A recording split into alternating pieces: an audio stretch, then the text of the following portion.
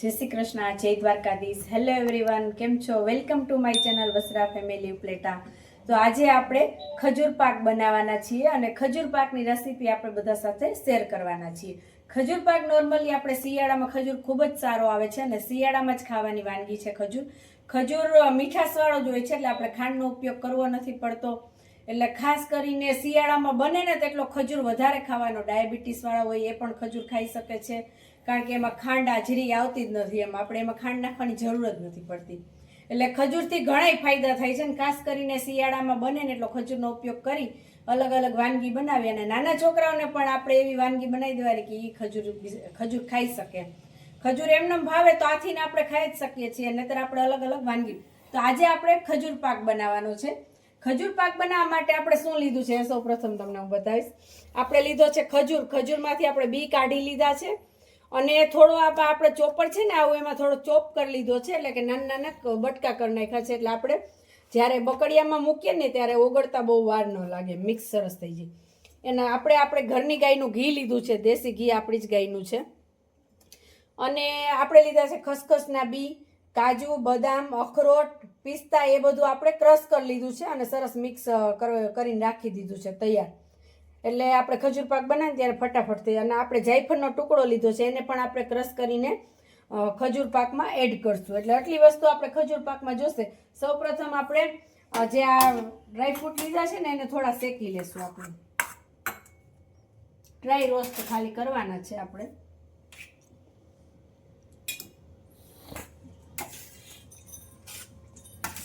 આમાં ઘી કે કંઈ મૂકવાની જરૂર નથી, અને જો તમારે મૂકવું હોય તો તમે મૂકી પણ શકો છો, પણ આપણે અત્યારે ડ્રાય રોસ્ટ જ કરીએ છીએ. અને આમાં કોઈ માપ નથી, તમને જેમ અનુકૂળ આવે ને એમ તમે લઈ શકો છો.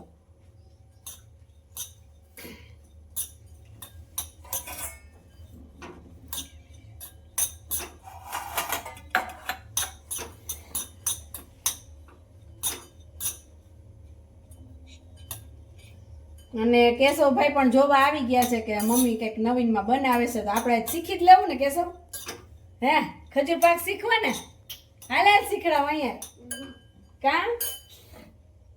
આપણે સેજ ગરમ થઈ જાય ને એટલે સમજી લેવાનું કે ડ્રાય રોસ્ટ થઈ ગયું છે. આમાં આપણે અખરોટ, કાજુ, બદામ, પિસ્તા, તમને જે ડ્રાયફ્રૂટ અનુકૂળ આવે ને એ તમે બધા નાખી શકો છો ખજૂર પાકમાં.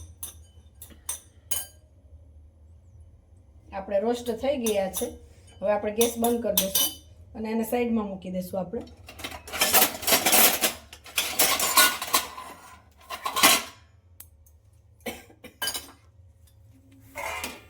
હવે આપણે એક બકડિયું લીધું છે જાડા તળિયાવાળું, એમાં આપણે સૌ પ્રથમ ઘી મૂકશું. ગેસ ચાલુ કરી દઈએ. આપણે આ ખજૂરવાળું છે, આમાં આપણે થોડો ખજૂર પહેલાં નાખ્યો તો આપણે જ્યારે કટકા કરતા હતા ને ત્યારે. અને ઘી આમાં બહુ જાજુ નથી જોતું. આપણે તમને અનુકૂળ આવે ને એ રીતના તમે થોડા ઘીમાં પણ કરી શકો છો ખજૂર પાક. પણ આપણે તો જો સરસ ઘરનું છે ને છોકરાઓને ભાવે છે ઘી, એટલે આપણે થોડું ઘી વધારે ચડિયાતું રાખીએ છીએ. પણ બહુ આમાં કંઈ જરૂર નથી ખજૂર પાકમાં એટલી બધી ઘી. તમે થોડું ઘી હશે ને તો પણ ખજૂર પાક કરી શકશો. પણ આ તો આવું સરસ વસાણું આપણે તૈયાર કરીએ છીએ તો ભરપૂર પ્રમાણમાં એમાં બધા પૌષ્ટિક આહાર આવી જાય ને, એટલે આપણે ઘી પણ સરસ નાખ્યું છે. એટલે જો ઘી ગરમ થઈ ગયું છે, હવે આપણે એમાં ખજૂર જે છે ને એડ કરી દઈશું. ખજૂર વજનવાળો બહુ થઈ જાય છે અને એકદમ ભેગો ભેગો હોય છે, એટલે થોડીક આપણે શેકાતાને થોડીક વાર લાગે છે.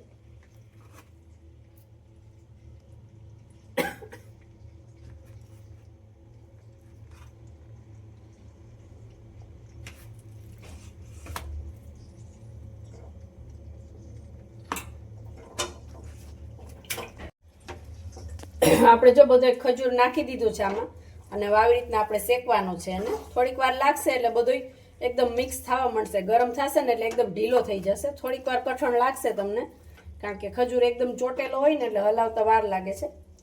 એટલે ખાસ આપણે ઘી આમાં માપનું જ નાખવાનું છે, બહુ વધારે નથી નાખવાનું, એમ અનુકૂળ આવે ને એટલું. કારણ કે ઘી ખજૂર છે ને એ ઘી ચૂસશે નહીં એકદમ, એટલે બહાર રહેશે તો વળી ઓલું થશે. તમે ઉપરથી નાખો જ નાખી શકો છો ને. આપણે નાખ્યું તો એ રીતના થોડુંક નાખી, બહુ ચડિયા તો નહીં, કેમ આપણે અડદિયામાં માપનું હોય એવી રીતના નથી નાખવાનું. આપણે કિલો 2 કિલો ખજૂર હોય ને તો આમાં 100 ગ્રામ માંડ ઘી જોઈશે, એટલે ઘી પણ એટલું વપરાતું નથી આમાં. અને વાનગી જો આવી રીતના ખજૂર ચલાવતા થોડીક વાર લાગે છે, પણ એકદમ થઈ જશે ને ગરમ એટલે ધીરે ધીરે પછી ઓગળવા મળશે. ખાસ કરીને થોડાક બટકા કરી શકો છો, કાં તમે મિક્સરમાં પણ થોડોક ક્રશ કરી શકો છો ખજૂરને. એમાં પણ વાર લાગે છે, પણ થોડીક ટ્રાય કરીએ તો એમાં થઈ જાય છે થોડુંક મિક્સરમાં, એટલે શેકાતા પછી વાર ન લાગે. જો આ સરસ ઢીલો પડવા માંડ્યો છે થોડો થોડો. અને આપણે ઘરે જ ફોયલો છે ખજૂર. અત્યારે તમારે જોતો હોય ને તો તૈયાર મળે છે, ઠળિયા વગરનો ખજૂર મળે છે ગામમાં. તમારે ટાઈમ ન હોય તો આપણે એ ખજૂરનો પણ ઉપયોગ કરી શકીએ છીએ. અને આ સ્પેશિયલ ખજૂર આવે છે ખજૂર પાક કરવાનો. ચટણીનો જે આવે છે ને સોફ્ટ ખજૂર, એ આપણે લીધો છે, એટલે ખજૂર પાકમાં મજા આવે. કઠણ ખજૂર નથી લેવાનું તમે. જે બ્લેક કલર ઉપર થોડોક આવે છે ને, પીળાશ બહુ ન હોય, થોડોક કાળા ઉપર હોય છે, એ ખજૂર આપણે લીધો છે. આપણે જો આવી રીતના જે મેસર આવે છે ને, આપણે આ પાઉંભાજી ને આપણે બટેટા માટે જે દબાવવાનું રાખ્યું હોય ને, એ પણ તમે એમાં ખજૂર પાકમાં આમ દબાઈ શકો છો. ગરમ થાય ને પછી એનાથી એકદમ થાશે. અને હવે કેશવભાઈ જોવા આવી ગયા છે, લેસન કરવા ગયા હતા ભાઈ આપણા. થોડુંક લેસન કરીને હવે આવ્યો છે પાછો જોવા માટે. આવી રીતના આપણે કરશું ને એટલે એકદમ સરસ થઈ ગયો છે આપણો. હવે ખજૂર એકદમ મિક્સ થઈ ગયો છે, કારણ કે ખજૂર ગરમ થાય ને એટલે તમારે સમજી લેવાનું કે સરસ જ થઈ ગયો હોય. એકદમ ગરમ થઈ જાવ છે, પછી આપણે જેવું મિક્સ કરવું હોય ને ત્યાં સુધી આપણે ચૂલા ઉપર રાખી શકીએ છીએ. કારણ કે ખજૂર તમે એમનો માથીને ખાવ તોય સરસ જ લાગે છે, કોઈ જરૂર નથી. અને હા, ખજૂર પાક બનાવીને આપણે ખાઈ તો જ ખજૂર ભાવે. એટલે આપણે આ સરસ જો હવે મિક્સ થઈ ગયું છે આવી રીતના મિશ્રણ. હવે આપણે થોડીક વાર રહેવા દેશું, અને પછી આને આપણે આ બધું છે ને એમાં ડ્રાય ફ્રૂટ આપણે જે છે ને એ નાખવાના છે બધાય. તમે ટોપરું તમને ભાવતું હોય ને તો એ પણ નાખી શકો છો. આપણે ટોપરું નથી નાખતા, કારણ કે એ આપણે જ્યારે ખજૂર બિસ્કિટ બનાવશું ને એમાં નાખવું છે, એટલે આમાં આપણે ટોપરું નથી નાખતા.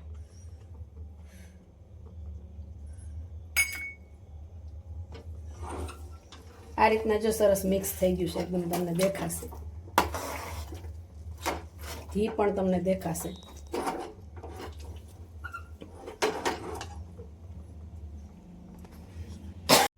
આપણે આ સરસ મિશ્રણ તૈયાર થઈ ગયું છે. ખજૂર એકદમ મિક્સ થઈ ગયો છે સરસ, અને ગરમ આખો થઈ ગયો છે. હવે આપણે આ જ્યારે હોય ને એવું થઈ જાય ને સરસનું, ત્યારે આપણે એમાં ડ્રાયફ્રૂટ બધા એડ કરશું. જાયફળ આપણે નાખશું. જાયફળ કેવી રીતના નાખવું ને એ પણ તમને બતાવું છું. આપણે ગેસ ધીમો કરી નાખ્યો છે. અને જાયફળ આપણે જો કેશવભાઈ હાથમાં આપ્યું છે ને, આવી રીતના આપણે છે ને આવી ખમણી લઈને એમનાથી એકદમ ઝીણું ઝીણું થઈ જાય. જો જાયફળ બહુ નહીં, છોકરાને ઓછા સ્વાદ ગમે છે, આપણે તો ભાવે છે, પણ તમે ઓછા થોડાક નાખી શકો એમ. આપણે આટલું જાયફળ નાખીએ છીએ. અને આ છે આપણે ખસખસના બી, એ પણ આપણે નાખી દઈશું. હવે કેશવભાઈ નાખશે કાજુ બદામનું જે આપણે ડ્રાય રોસ્ટ કર્યું હોય, હાલે નાખી દે. આખું આખું નાખી દે. આ રીતના કાજુ બદામ આપણે મિક્સ કરી દેવાના છે.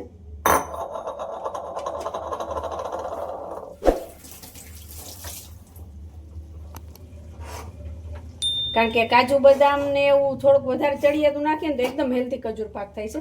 અને નાના બાળકોને પણ ભાવે. એમ નકરો ખજૂર હોય ને તો ઓછું ભાવે છે.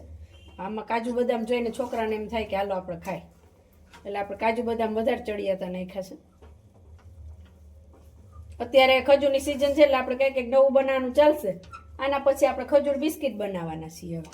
હવે અત્યારે ખજૂર પાક બનાવી નાખ્યો, ખજૂર પાક પૂરો થાય એટલે ખજૂર બિસ્કિટ બનાવશું.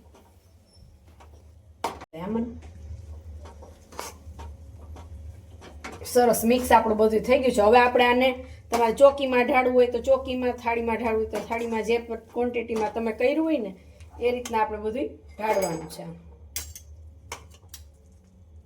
આ રીતના બધું ચમચામાંથી ઉખેડી લેવાનું છે. સરસ બધું મિક્સ થઈ જાય એકદમ. આમાં કાજુ બદામ ચોટી ગયા છે.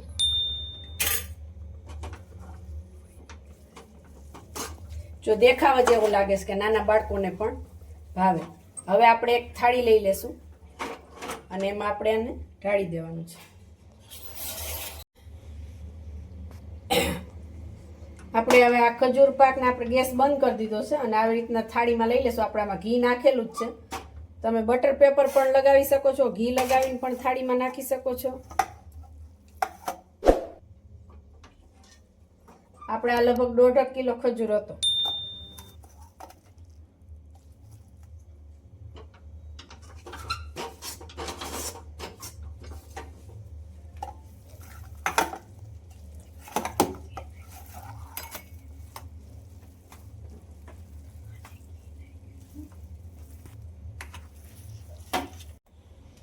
આ કેશવભાઈ જો સરસ પાથરીને આવી રીતના ચમચીથી કરી અને આપણું સરસ તૈયાર કરી દીધું છે. એની મમ્મી થોડીક થાકી ગઈ હતી. કેશવ કે લાઈ મમ્મી હું કરી દઉં.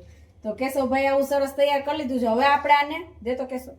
હવે આપણે આને 2-3 કલાક માટે રેસ્ટ દેવો પડશે, કારણ કે ઘી એકદમ જામી જાય, શિયાળો છે અને આપણે સાંજે બનાવ્યું છે એટલે એકદમ જામી જશે. આખી રાત જશે ને તો એકદમ જામી જશે. અને પછી આપણે આના એવું નથી કે અત્યારે જ ચોસલા પાડવાના, કારણ કે ખજૂર એકદમ ઢીલો હોય છે એટલે તમે ગમે ત્યારે એનું કટિંગ કરી શકશો, જામી નહીં જાય એકદમ એમ. એટલે આપણે આને આખી રાત રહેવા દેશું આમ નમને. એના સવારે આપણે એકદમ જે ઢેફલી પાડવાની હોય ને આપણે જેવડી એવડી પાડી લેશું. એટલે અત્યારે સરસ જો એકદમ તૈયાર થઈ ગયું છે સરસ આપણો ખજૂર પાક. હજી તમે આની પર ગાર્નિશ કરવા માટે કાજુ બદામ ઉપરથી લગાવી શકો છો. આમ ઉપર નાખશો ને એટલે એકદમ સરસ લાગશે, બાળકોને પણ ભાવે એમ એવો ખજૂર પાક. એટલે આ ખજૂર પાક જો આપણો અત્યારે સરસ તૈયાર થઈ ગયો છે. એકદમ આપણે શિયાળામાં એકદમ હેલ્ધી કહી શકીએ એવો ખજૂર પાક આપણે બનાવ્યો છે, કારણ કે આ બાળકોને ભાવશે, કાજુ બદામ ને બધું નાખેલું છે ને એટલે. અને આપણે આગળ ખજૂર બિસ્કિટ પણ બનાવશું બાળકો માટે સ્પેશિયલ, એ પણ આપણે શેર કરીશું. તો તૈયાર છે આપણો ડ્રાયફ્રૂટથી ભરપૂર ખજૂર પાક આપણે બનાવ્યો છે. શિયાળાનું ખૂબ જ સરસ વસાણું ને એકદમ હેલ્ધી. તમે પણ જરૂરથી ટ્રાય કરજો ને કમેન્ટ કરીને મને કહેજો કે કેવો બન્યો તમારો ખજૂર પાક. અમારા વિડીયોને લાઇક કરજો, શેર કરજો ને અમારી ચેનલ પર જો તમે નવા હોય ને તો અમારી ચેનલને સબસ્ક્રાઈબ કરજો. જય શ્રી કૃષ્ણ.